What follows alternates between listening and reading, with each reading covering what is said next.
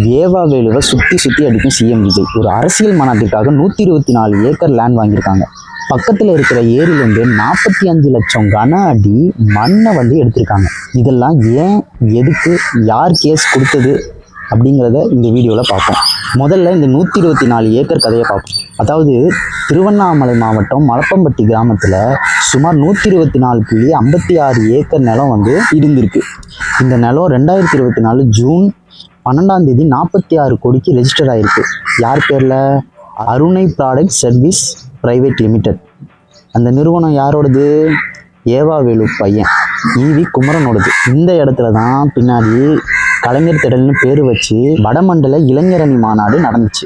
46 கோடி ஓகேங்க, 46 கோடி அவங்க ரெஜிஸ்டர் பண்ணியிருக்க price.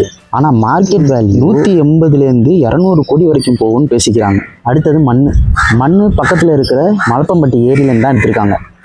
Survey number 58. Minor mineral concession rule படி 1 மீட்டருக்கு மேலே மண் எடுக்கக்கூடாது. 6 மீட்டர் வரைக்கும் தோண்டி மண் எடுத்திருக்காங்க. கிட்டத்தட்ட 45 லட்சம் கன அடி மண் எடுத்திருக்காங்கன்னு புகார் அளிச்சிருக்காங்க. இந்த நிலத்தை 3 மாதம் முன்னாடி ரிஷி என்டர்பிரைசஸ்ங்கிறவங்க வாங்கியிருக்காங்க. அவர் யாருன்னா பாண்டிதுரைன்னு சொல்லி ஹைவே கான்ட்ராக்டான். திருவண்ணாமலையிலேருந்து புதுக்கோட்டையில் இடத்த வாங்கி அதை ஏவாவேலு பையன் பேருக்கே திரும்ப 3 மாதத்தில் விட்டுருக்காரு. ஏன் இது சீரியஸான விஷயம்னா, அந்த மண்ணோட மார்க்கெட் வேல்யூ 8 கோடி வரைக்கும் போகும்னு பேசிக்கிறாங்க.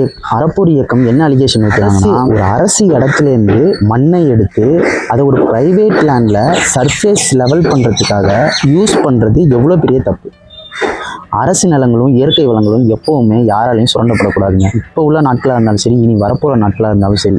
ஏவா வேலு மேலே ஏற்கனவே ஹைவே கரப்ஷன் கேஸ், அதாவது 3.25 கோடி கரப்ஷன் கேஸ் இருக்குது. அதோட இதுவும் ஆட் ஆகிடுது. அடுத்தடுத்து என்ன ஆகுங்கிறத பார்ப்போம். டீட்டெயில்டாக இந்த வீடியோ வேணும்னா கமெண்ட்டில் பண்ணுங்கள். ஈச் அண்ட் எவ்ரி திங் இதை பற்றி பேசலாம். ஒரு சைட் கேப் சேனலை சப்ஸ்கிரைப் பண்ணிக்கோங்க. நன்றி, வணக்கம்.